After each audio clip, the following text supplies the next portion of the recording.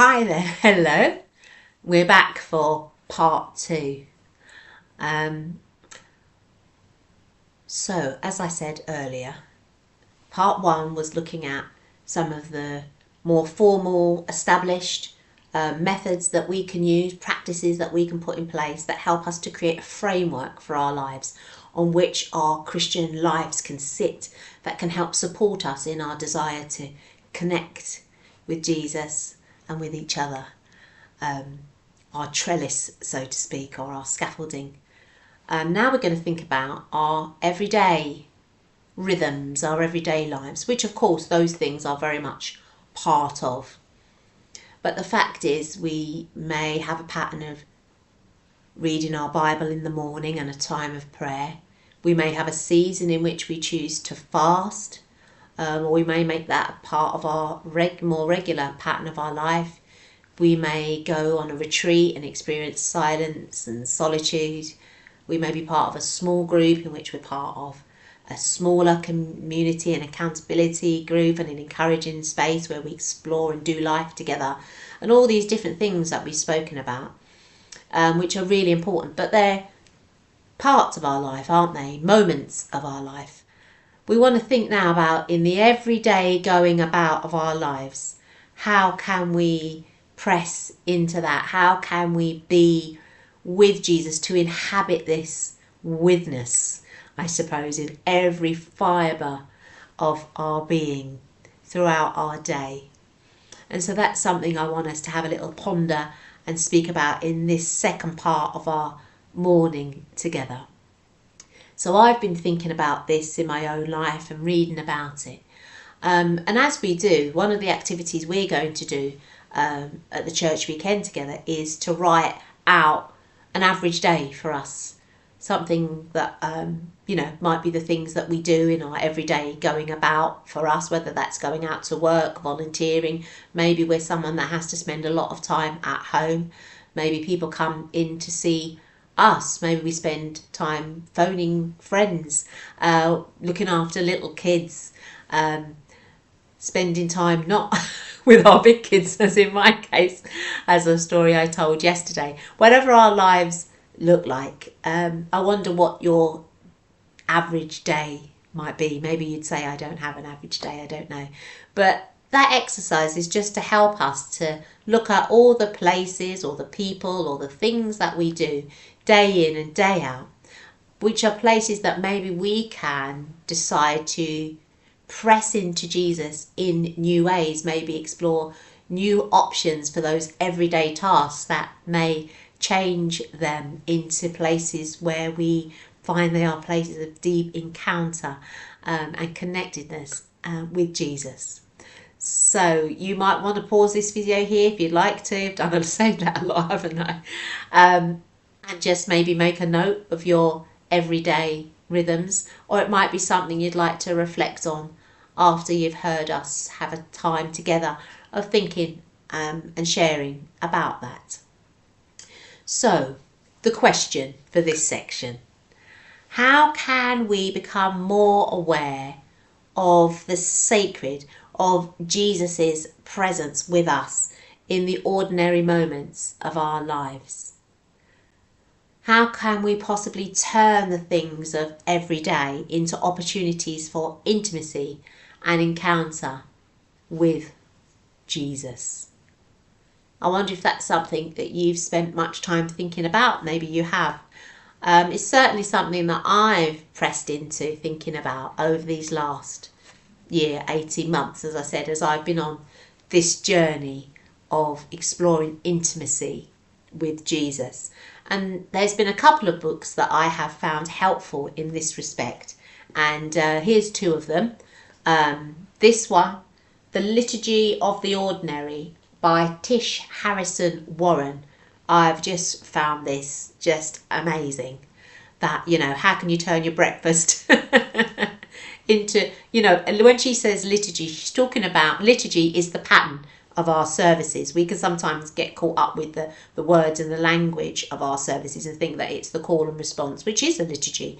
But actually, there's lots of things that have a liturgy. It's just about the pattern of something that we do. She's talking about, our everyday patterns in having our breakfast and doing laundry and taking kids to school and, driving around in our cars. How can we look at the pattern, the liturgy of our lives and create that something that helps us to connect with God? This book is actually called Liturgy of the Ordinary, Sacred Practices in Everyday Life, and I'd highly recommend it to you. And the other book that I've enjoyed, which is an older book, some of you may have read, called The Altar in the World by Barbara Brown Taylor. And I've also found that really helpful in considering some of these things. And I'm going to read to you a little bit out of both of these books. But I'll start with a quote that Tish provides in her book from Dallas Willard, followed by a little reflection of her own. So I'd just like to start us off by reading a little of this. Dallas Willard reminds us that where transformation is actually carried out is in our real life, where we dwell with God and our neighbours.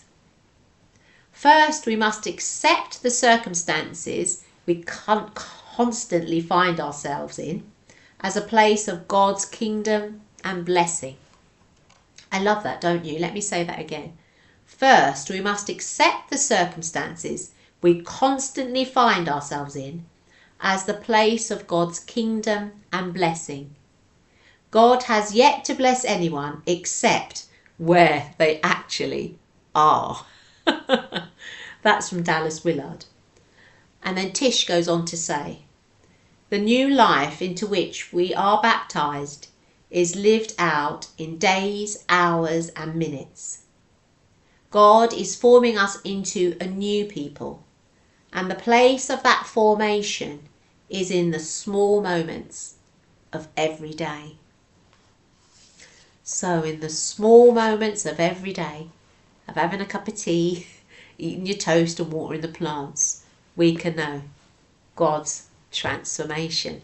Isn't that a great encouragement? And, as we read the 4 gospel accounts of Jesus, they really are about the everyday. Now, I have not done the legwork on this. Maybe some of you might know. But I'd love to know what percentage of the Gospels reference Jesus being in or at the temple. Because in my reading and thinking, I would say the large majority of the Gospels, the stories of Jesus' life, are about his everyday going about, which included the temple, but wasn't exclusively about his life at the temple. We see him travelling about, don't we? We see him at family celebrations. We see him visiting friends. We read about him eating meals. He's at the marketplace. Yes, he's at the temple. Sometimes he's with lots of people and great big crowds. Sometimes he's with smaller, that intimate group of friends that he has, the disciples. Sometimes he takes himself away and he's on his own. Sometimes we see him getting frustrated, don't we, at the things he sees happening all around him. We see him weep as at the loss of a friend. We see him deeply indwelling life in all its fullness, in all the joys and the sorrows, and just the everyday doing of life that happens as human beings. Now, I've been thinking about how I could better recognise Jesus in my own life. And you may have seen in yesterday's video, but I joked about Jesus and I going round IKEA together, setting up our home in Jesus, as was one of those phrases for, dwelling and abiding, making our home with Jesus. And I was talking about us pushing the trolley round IKEA. But even as I joke about that, that sort of visual image of Jesus in my everyday has become really important to me on this journey. And even as I'm talking to you now, behind this laptop is our sofa. And I've got the image of Jesus sat there on that sofa, leaning back, legs crossed, smiling across to me and encouraging me with a gentle nod every now and again, particularly when I'm coughing and spluttering and what I feel is making a rather chaotic video here. I feel is the encouragement of his presence. And I have found visualising Jesus with me to be really helpful and important and precious, really, part of my journey of understanding that I am with Jesus and Jesus is with me all of the time. And it just feels so intimate to me to have him with me, visually with me all the time. I wonder what being with Jesus every day might look like to you. Let me share this beautiful passage now from this book by Barbara Brown Taylor, Altar in the World, to give you a picture of what it looks like for her.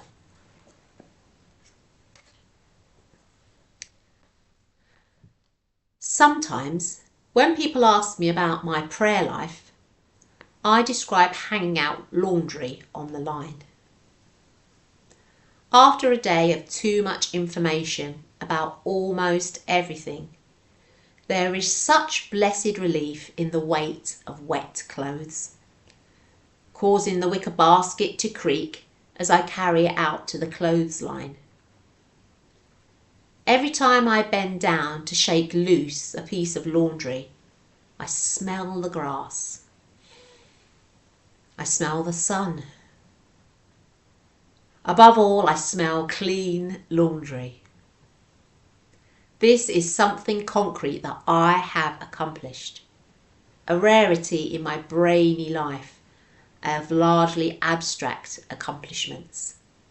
She's a lecturer in a college, by the way. Most of the laundry belongs to my husband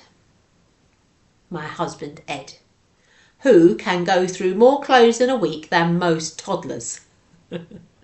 Hanging his laundry on the line becomes a labour of love.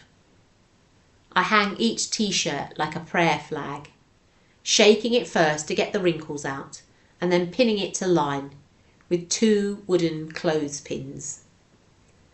Even the clothespins give me pleasure. She's American. Clothespins. I add a prayer for the trees from which these clothespins came, along with the Penley Corporation of West Paris, Maine, which is still willing to make them from wood instead of coloured plastic. Since I am a compulsive person, I go to some trouble to impose order on the lines of laundry. Handkerchiefs first, then jockey shorts, then t-shirt, then jeans. If I sang those clothes, the musical notes they made would lead me in a staccato downward scale. The socks go all in a row at the end, like exclamation points. All day long, as I watch the breeze toss these clothes in the wind, I imagine my prayers spinning away over the tops of the trees. This is good work, this prayer. This is good prayer, this work. Isn't that beautiful? Far more beautifully than I could ever put it. But an expression to us, isn't it, of what it means to be able to carry Jesus into all areas of our lives. As she hangs out her laundry, it is a prayer of thanks and praise to the Lord. I don't think I'm ever going to be able to look at a basket of laundry the same way again. Wonderfully so. Maybe you might like to think about this in your week.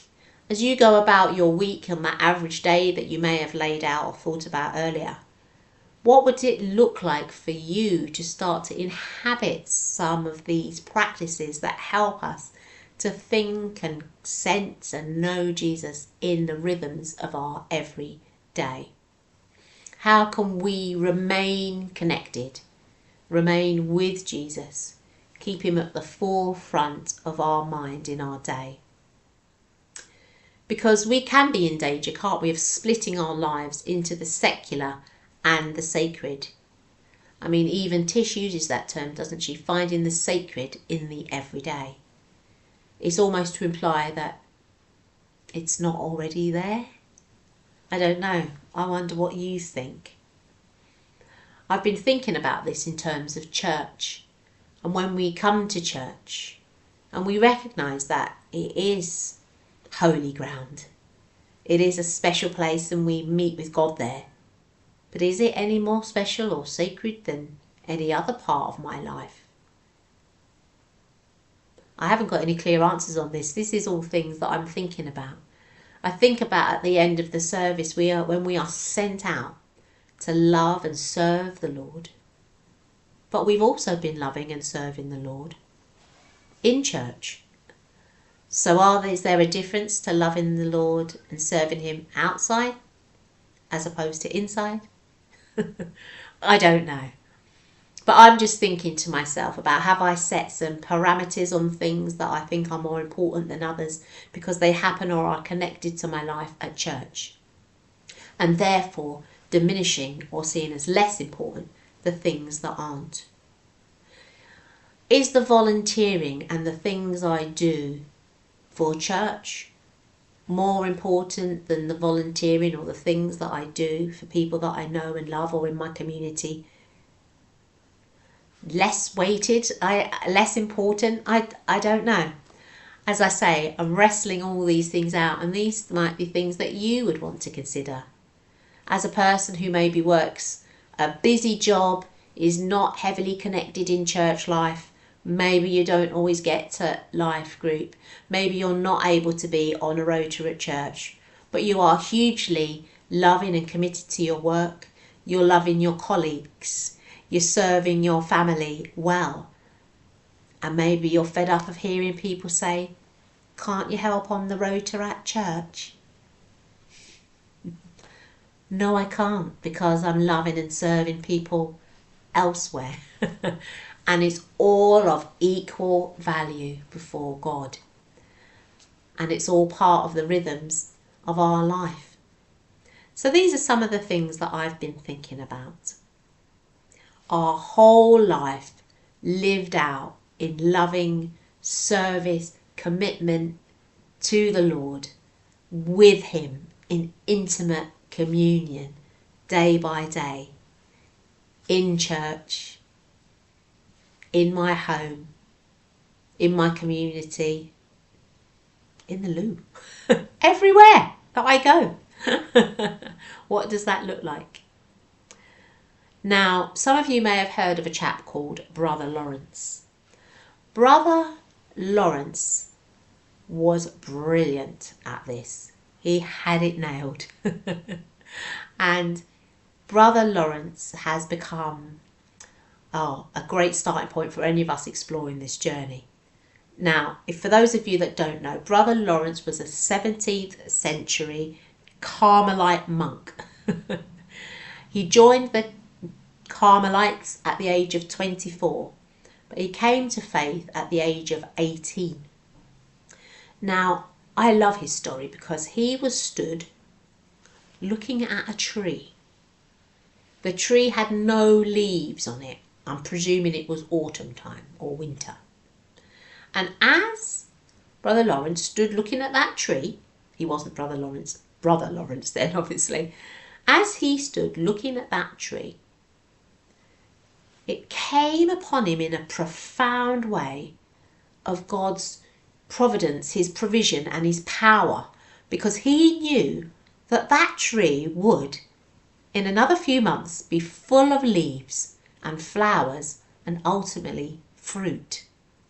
And as he looked at that tree that looked at that time like nothing, he was just overcome with a knowledge and an encounter with God. And I love that so much. And he later said, when reflecting on his life, that overwhelming knowledge and love of God that he had in that moment, that he couldn't be sure it had ever been surpassed in his 40 years of knowing and loving the Lord. And it just goes to show that in our everyday going about, not just of us, but of the people that we know and love and pray for to come to know the Lord, that they can meet with the Lord in the most extraordinary and most ordinary of ways. Brother Lawrence was a monk, as I say, in a monastery, but he wasn't a priest. He was the dishwasher. I also love that about him. And in his writings and his letters, he became known as having this intimate relationship with God, which he called practicing the presence of God. And he's referring to just coming to know God in that absolute every day of your life, whatever that may look like.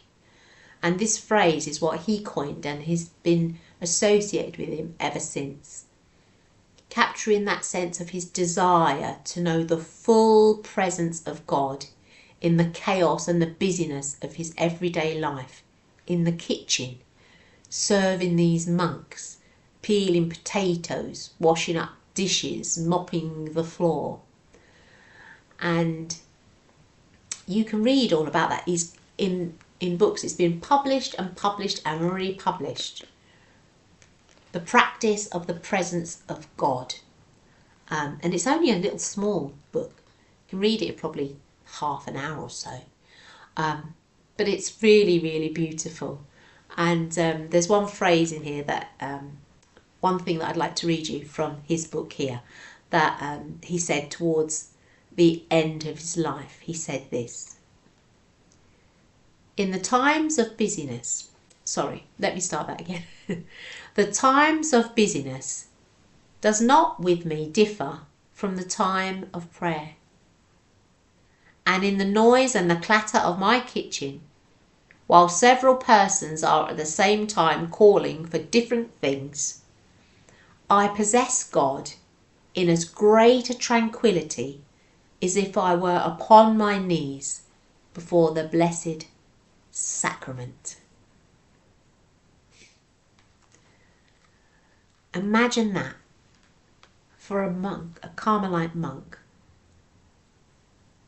I possess God in as great a tranquillity as if I were upon my knees before the blessed sacrament, in the clatter of his kitchen, as one person calls for this and one person calls for that. He saw no division between the secular and the sacred. His whole life was about knowing that intimate presence of God. And I'm sure that is the desire of all our hearts, isn't it? The practice of continually turning our minds towards God can be difficult. We'll all say, I start to pray or I start to spend time with the Lord and I get distracted and something happens. And that's real life, isn't it? It takes practice. It's like anything, isn't it? We get into the habit of doing something. And for something that's really helped me is that I've heard Christian writers call this continually returning our minds to our intimacy with Jesus, about returning to our true north. And I love that phrase because we read yesterday in John 15 that Jesus is our true vine. And so there's something about that phrase, our true north, that really resonates with me. Referring to a compass, of course, obviously. It's saying to us that whatever direction, whatever we're busy about doing, whatever needs to happen in hanging out the washing and feeding the cat and taking the car for its MOT and being at work and in those difficult situations in the doctor's surgery and all that happens in our families and everything that happens that makes up our life, that Jesus is our compass. He's with us all the time, and in all our twists and turns and everything that happens, we set our mind to come back to our true north, our true vine. For us, our lives are busy, sometimes and chaotic. Sometimes they're quieter and maybe more lonely than we'd like them to be. But the fact is, Jesus is our true north. He's our faithful friend. He's always with us. He would never leave us or forsake us. He's with us at all times. He calls us to remain in him because he remains in us.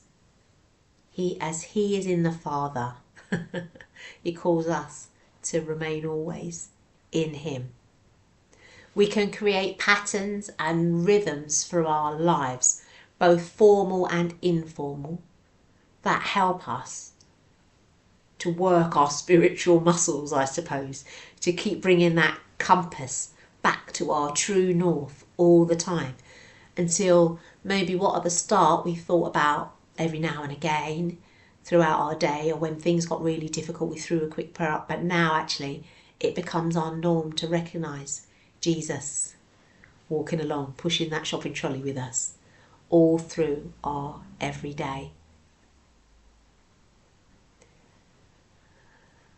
To quote the title of John Mark Comer's book as I finish, our desire is to orientate our lives each day to be with Jesus.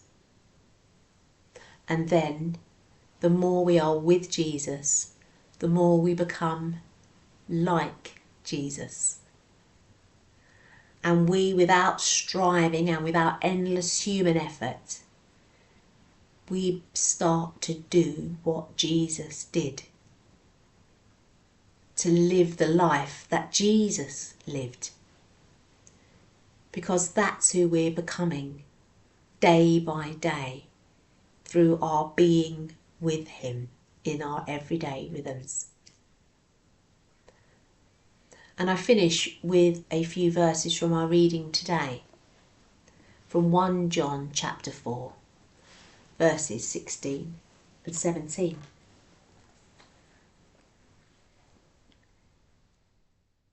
God is love.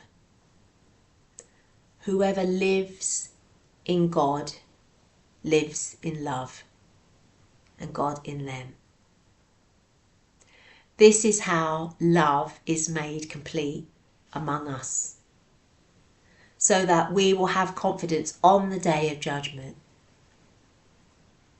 that in this world we are like Jesus. We want to live our lives like Jesus, the model he came to show us. Lives lived in intimate connection with Jesus, with each other, with God, through Jesus, by his Spirit. And sometimes that can take a little bit of practice. We need to practice the ways of Jesus, and I hope something in this video has helped you in all of that. So I pray that you will know God's rich blessing in your life, that you will know a deep sense of abiding with him, of dwelling in his presence, of connectedness to him.